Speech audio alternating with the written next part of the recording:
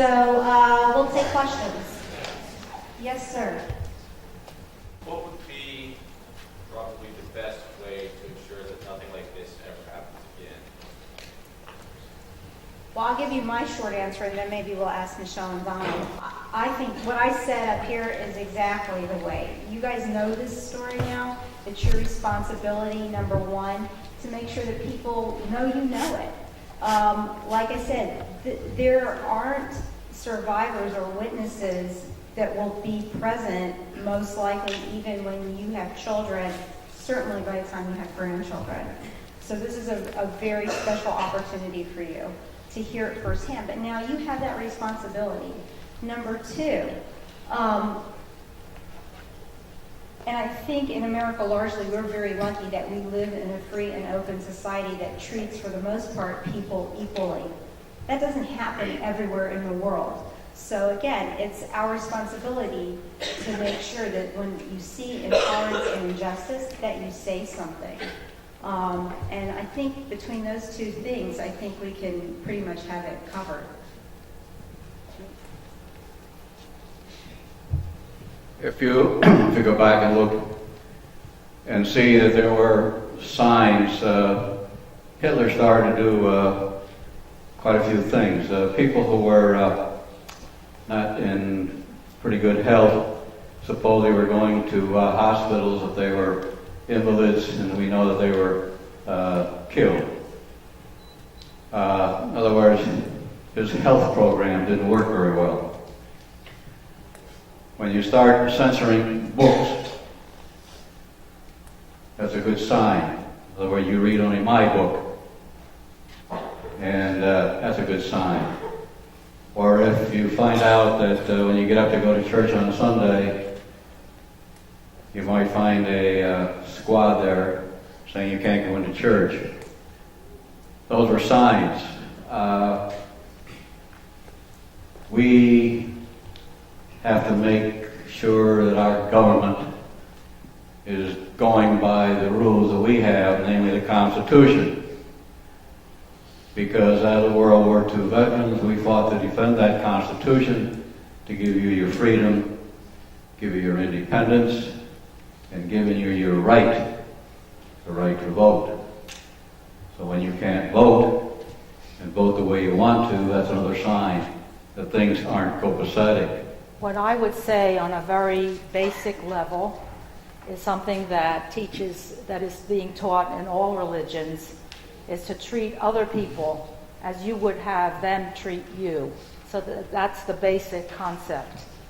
And I thank you for being here, because that ensures that at least your grandchildren will know what happened and what can happen when, on the very basic level, people are bullied, and then it grows into a government edict to kill all people that you don't like. So basically, it's treat other people as you would like them to treat you. And sometimes you have to bite your tongue. You know, you may think some things, but you don't say them. And at least, even if you don't like somebody, just treat them fairly. Michele, as an adult, have you gone to Germany or returned to France? Have you gone back to Germany or returned to France? Oh boy. Yes, I have gone back to France, and I did find the farmhouse where we were in hiding. And I even found a woman at the time who was 94 years old.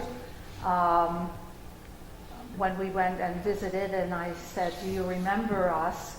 And she looked at me and she said, "Oh, I remember your mother. Yes, you're not as beautiful as your mother." It was amazing to see this old farmhouse, which was so dilapidated and so, was something like what you would find in Williamsburg and here in Virginia, without electricity and so on and so forth. When we were there, no electricity, no improvements. Now it had a dish. In other words, nobody ever tears down anything in France, and the people who lived there had television by dish. I also have gone to Germany, and I did not know anything about ancestors. Everything stopped with my grandparents. And when I told you that I found documents that go back to 1650, that's what I found in Germany. And I found also, since the old guard, thank goodness, has died, people that live in our family home in a little town near Nuremberg are extremely, I don't think they're guilty, but they're very, very sweet. They think that they're our family. Donald, can you explain what you do see, and you'll see them in the library too. The first few photos that you saw when Donald was making his presentation, he actually took, and could you just explain that for a minute? What's that? The pictures that you took, can you explain that? At Dachau? The photos that you took. Oh, the photos I took? When you were a soldier and you liberated a town, the first thing you tried to do was find out where the Burgermeister or the mayor was, because the Germans had all these people turn in their cameras, knives, guns, and so forth.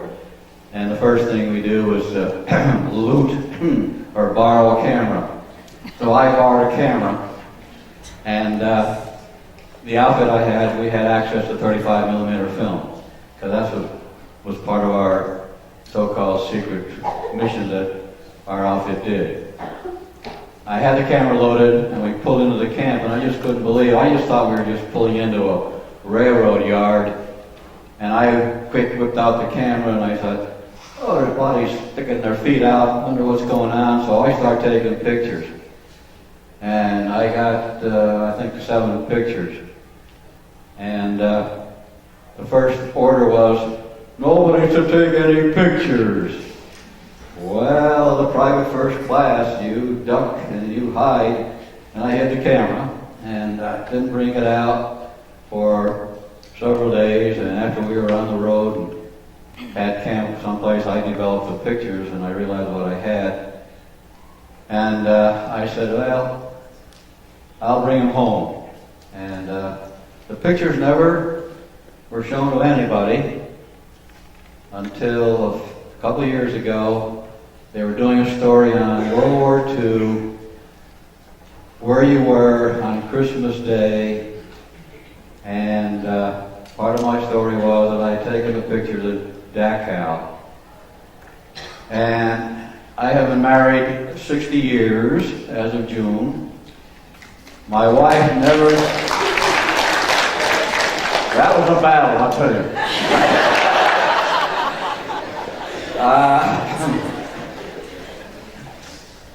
She didn't know anything about my stories of World War II until about 9 months ago down in Stockholm Valley. She heard the story about what I did and about the pictures, and she wanted to know where the pictures were. And I had no idea. I had no idea where the pictures were.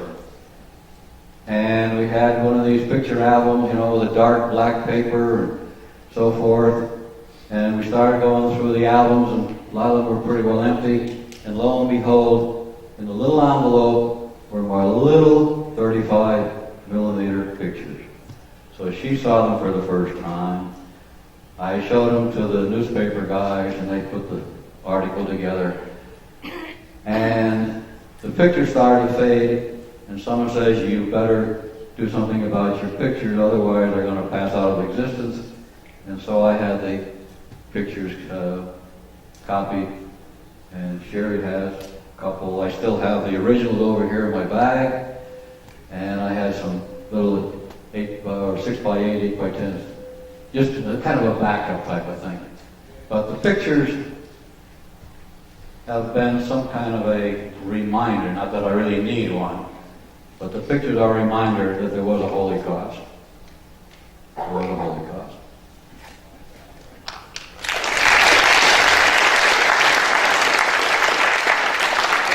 Thank you so much for your kind attention today. You've been a really very good audience, and please take time to go into the library and see the exhibit that's there. It'll be here for a couple of weeks, and thank you very much.